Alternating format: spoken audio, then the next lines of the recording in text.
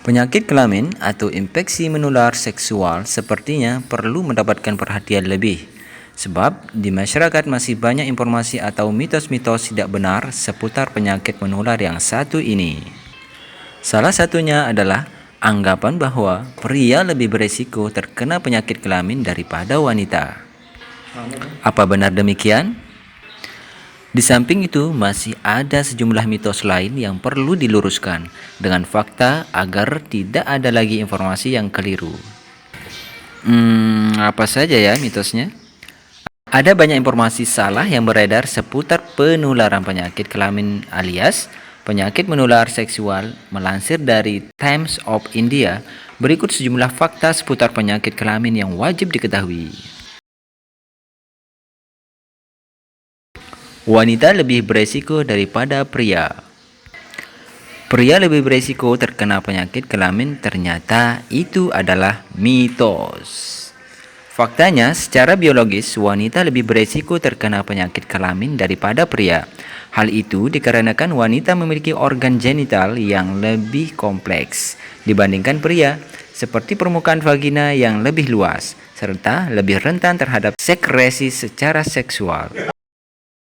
Ada lebih dari 35 jenis penyakit kelamin.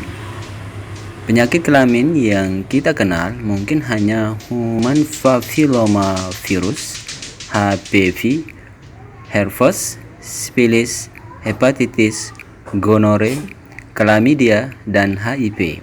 Tetapi sebenarnya ada lebih dari 35 klasifikasi seputar penyakit kelamin yang juga perlu untuk diwaspadai.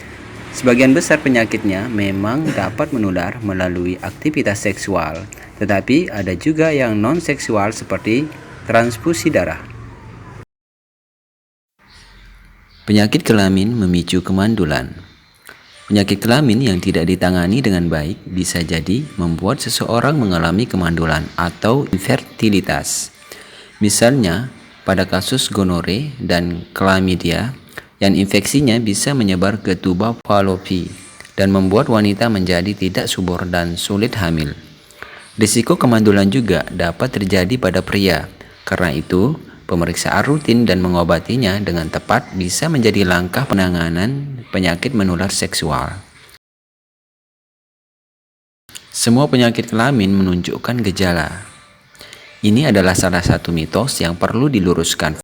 Faktanya, penyakit kelamin yang disadari gejalanya seringkali sudah berada dalam tingkat yang kronis, sebab sebagian penyakit menular seksual itu tidak menunjukkan gejala apapun.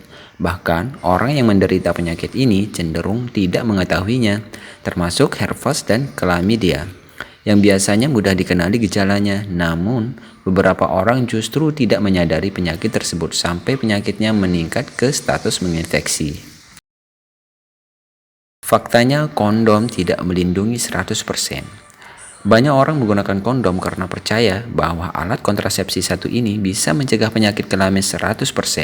Padahal tidak ada yang menjamin penuh bahwa kondom bisa melindungi kita dari penularan infeksi menular seksual. Meskipun tidak 100%, tetapi perlindungan yang diberikan kondom persentasenya lebih tinggi daripada alat kontrasepsi yang lain. Dalam hal ini, lebih baik mencegah daripada menyesal, karena tidak menggunakan pelindung apapun saat berhubungan seksual beresiko. Penyakit kelamin bisa berpengaruh pada kondisi janin. Wanita hamil perlu dites melalui rangkaian pengujian terhadap penyakit kelamin, sebab beberapa jenis penyakit menular seksual itu bisa berdampak pada kondisi janin di dalam kandungan. Misalnya pada HIV atau hepatitis B, yang juga bisa menular ke anak di dalam kandungan. Selain itu, sejumlah penyakit kelamin yang lain juga dapat menyebabkan komplikasi kehamilan hingga kelahiran. Dalam kasus yang parah, penyakit kelamin yang tidak segera diobati bisa mengalami kematian saat lahir, kelahiran prematur, sampai berat badan lahir yang rendah. Dengan rutin melakukan scanning penyakit menular seksual, dokter biasanya menyarankan proses persalinan bayi melalui operasi sesar dan sejumlah pengobatan yang aman bagi ibu hamil. Terima kasih.